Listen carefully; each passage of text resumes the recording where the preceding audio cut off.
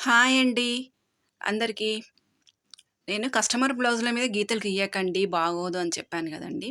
నేను ఇక్కడ ఎలాంటి గీతలు లేవు చూడండి బ్లౌజ్‌కి. ఎలా ఫోల్డింగ్ చేసుకొని కచ్చకాలు పెట్టుకుంటాను చూడండి.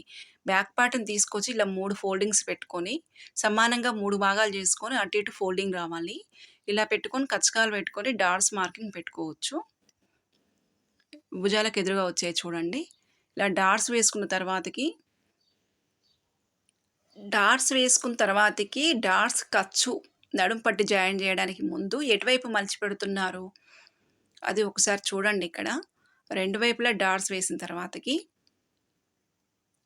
ఆ లోపల వచ్చే ఖర్చుని ఏం చేస్తారంటే ఎటువైపు పడితే అటువైపు మలిచి నడుము పట్టి జాయిన్ చేస్తారు. అలా కాకుండా ఇలా చూడండి ఒకసారి.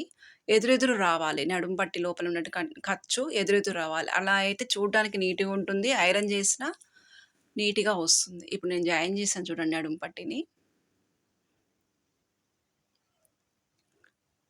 2 ముక్కలను తీసుకొని జాయిన్ చేసుకొని ఒకవైపు మలిచి కుట్టాలి పట్టీకి.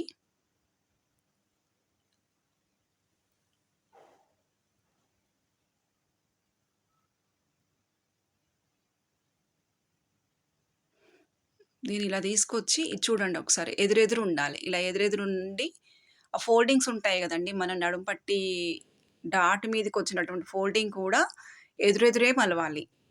ఇది ఇటువైపు ఉంది గదా! ఎటువైపు అయితే డాట్ ఉంటుందో అటువైపు మలుచుకొని కుట్టుకుంటే నీట్‌గా ఉంటుంది చూడ్డానికి.